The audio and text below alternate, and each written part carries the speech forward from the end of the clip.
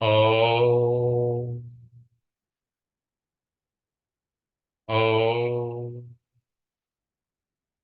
ॐ केकीकण्ठाभनीलं सुरवरविलसद्विप्रपादाब्जचिह्नं सौभाढ्यं पीतवस्त्रं सरसिजनयनं सर्वदा सुप्रसन्नम् पाणौ नाराचचापं कपिनिकरयुतं बन्धुना सेव्यमानं नौमीड्यं जानकीशं रघुवरमनिशं पुष्पकारूढरामम् कोसलेन्द्रपदकञ्जमञ्जुलौ कोमलावजमहेशवन्दितौ जानकी करसरोजलालितौ चिन्तकस्य मनभृङ्गसङ्गिनौ।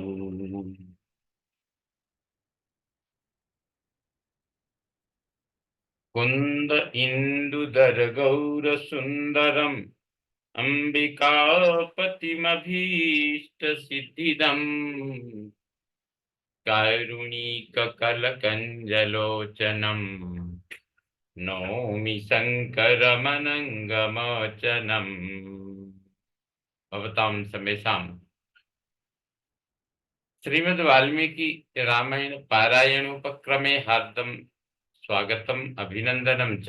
इदानीम् उत्तरकाण्डस्य 11अधिकशततमः सर्गः आरभ्यते। इस सर्ग में रामायण काव्य का उपसंहार और इसकी महिमा वर्णित है। एतावदेतदाख्यानं सोत्तरं ब्रह्म पूजितं रामायणमिति ख्यातं मुख्यं वाल्मीकिना कृतम्।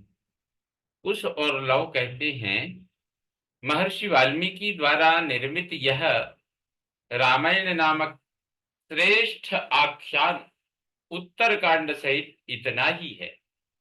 ब्रह्मा जी ने भी इसका आदर किया है।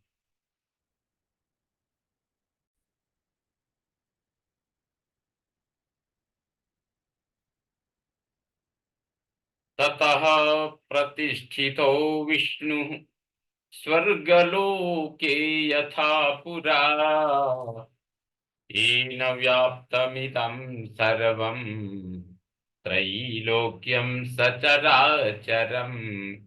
इस प्रकार भगवान श्री राम पहले की ही भांति अपने विष्णु स्वरूप से परम धाम में प्रतिष्ठित हुए। उनके द्वारा चराचर प्राणियों सहित यह समस्त त्रिलोकी व्याप्त है। ततो देवा सगंधर्वा सिद्धाश्च परमर्षयः नित्यं शृण्वन्ति संहृष्टा काव्यम रामायणम दिवी। उन भगवान के पावन चरित्र से युक्त होने के कारण देवता, गंधर्व, सिद्ध और महर्षि सदा प्रसन्नता पूर्वक देवलोक में इस रामायण काव्य का श्रवण करते हैं। इदमाख्यानमायुष्यं सौभाग्यं पापनाशनम् रामायणं वेद समं श्राद्धेषु श्रावयेद् बुधः।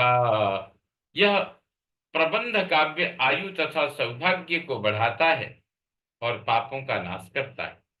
रामायण वेद के समान है। विद्वान पुरुष को श्राद्धों में इसे पढ़कर सुनाना चाहिए। अपुत्रो लभते पुत्रम अधनो लभते धनम सर्व पापैः प्रमुच्येत पादमप्यस्य यः पठेत्। इसके पाठ से पुत्रहीन को पुत्र और धनहीन को धन मिलता है। जो प्रतिदिन इसके श्लोक के एक चरण का भी पाठ करता है, वह सब पापों से छुटकारा पा जाता है। पापान्यपि च यः कुर्यात् अहन्यः मानवः पठत्येकमपि श्लोकम पापात् स परिमुच्यते। जो मनुष्य प्रतिदिन पाप करता है, वह भी यदि इसके एक श्लोक का भी नित्य पाठ करे तो वह सारी पाप राशि से मुक्त हो जाता है। वाचकाय च दातव्यम् वस्त्रं धेनु हिरण्यकम् वाचके परितुष्टे तु तुष्टा स्युः सर्वदेवताः। इसकी कथा सुनाने वाले वाचक को वस्त्र, गौ और सुवर्ण की दक्षिणा देनी चाहिए। वाचक के संतुष्ट होने पर सभी देवता संतुष्ट हो जाते हैं। एतदाख्यानमायुष्यम् पठन् रामायणं नरः सपुत्र पौत्रो लोकेस्मिन् प्रेत्य चेह महीयते। यह रामायण नामक प्रबंध काव्य आयु की वृद्धि करने वाला है। जो मनुष्य प्रतिदिन इसका पाठ करता है, उसे इस लोक में पुत्र पौत्र की प्राप्ति होती है और मृत्यु के पश्चात परलोक में भी उसका बड़ा सम्मान होता है। रामायण रामायणम गो विसर्गे मध्याह्ने वा समाहितः सायाह्ने वापराह्ने च वाचयन्नावसीदति। जो प्रतिदिन एकाग्रचित्त हो प्रातः काल, मध्याह्न, अपराह्न अथवा सायंकाल में रामायण का पाठ करता है, उसे कभी कोई दुख नहीं होता है। अयोध्यापि पुरी रम्या शून्या वर्ष गणान् बहून् ऋषभं प्राप्य राजानं निवासमुपयास्यति। श्री रघुनाथ जी के परम धाम पधारने के पश्चात सर्वश्रेष्ठ अयोध्यापुरी भी बहुत वर्षों तक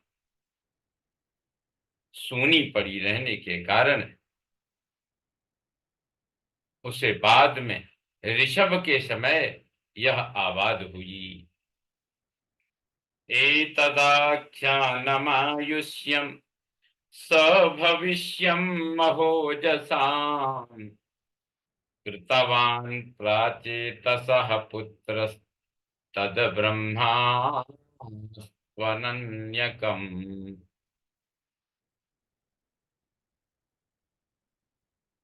प्रचेता के पुत्र महर्षि वाल्मीकि जी के द्वारा अश्वमेध यज्ञ की समाप्ति के बाद की कथा एवं उत्तरकांड सहित राम कथा इस ऐतिहासिक काव्य का निर्माण किया है। ब्रह्मा जी ने भी इसका अनुमोदन किया था।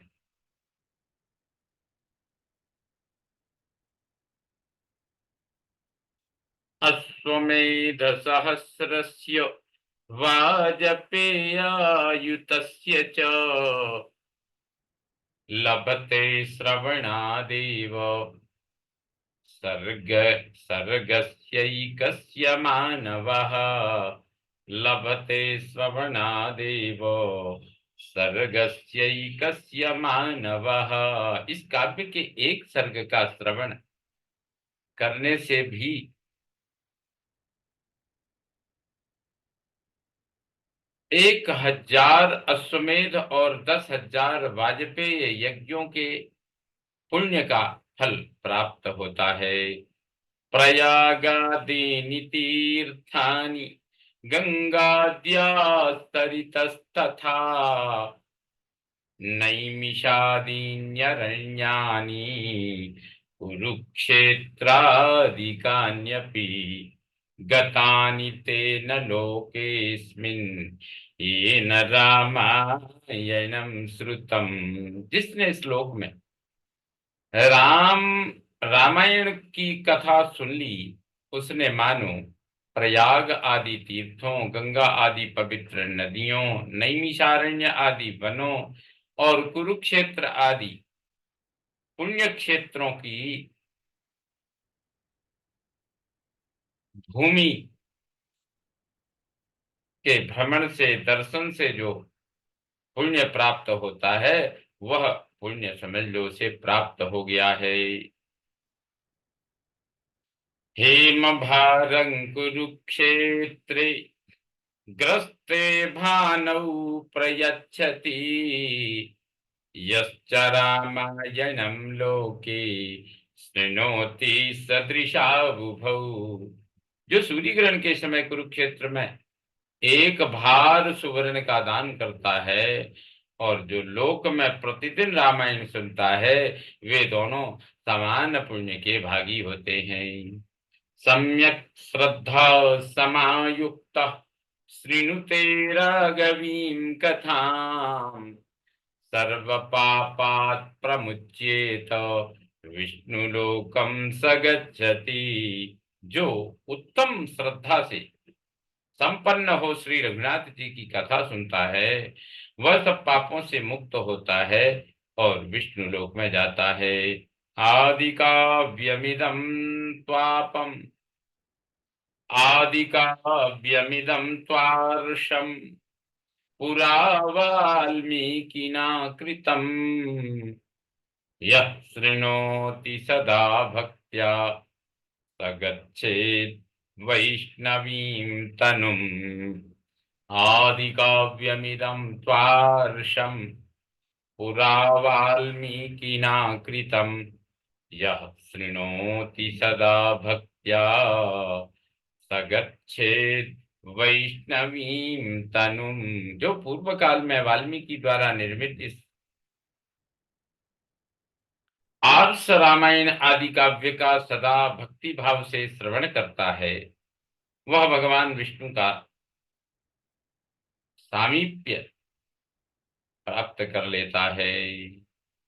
पुत्रदाराश्च वर्धन्ते सम्पदः सन्ततिस्तथा सत्यमेतद्विदित्वा तु श्रोतव्यं नियतात्मभिः। गायत्र्याश्च स्वरूपं तत् रामायणमनुत्तमम्। इसके श्रवण से स्त्री पुत्रों की प्राप्ति होती है, धन और संपत्ति बढ़ती है। इससे इसे पूर्णतः सत्य समझकर मन को वश में करते हुए इसका श्रवण करना चाहिए। यह परम उत्तम रामायण काव्य गायत्री का स्वरूप है। यह पठेत् शृणुयात् नित्यं चरितं राघवस्य भक्त्या निष्कलम भक्त्या निष्कल्मषो भूत्वा दीर्घमायुरवाप्नुयात्। जो पुरुष प्रतिदिन भक्ति भाव से श्री रघुनाथ जी के इस चरित्र को सुनता या पढ़ता है, वह निष्पाप होकर दीर्घ आयु प्राप्त कर लेता है। चिंतयेद् राघवं नित्यं श्रेयः प्राप्तुं य इच्छति श्रावयेदिदमाख्यानं ब्राह्मणेभ्यो दिने दिने। जो कल्याण प्राप्ति की इच्छा रखता है, उसे नित्य निरंतर श्री रघुनाथ जी का चिंतन करना चाहिए। ब्राह्मणों को प्रतिदिन यह प्रबंध काव्य सुनाना चाहिए।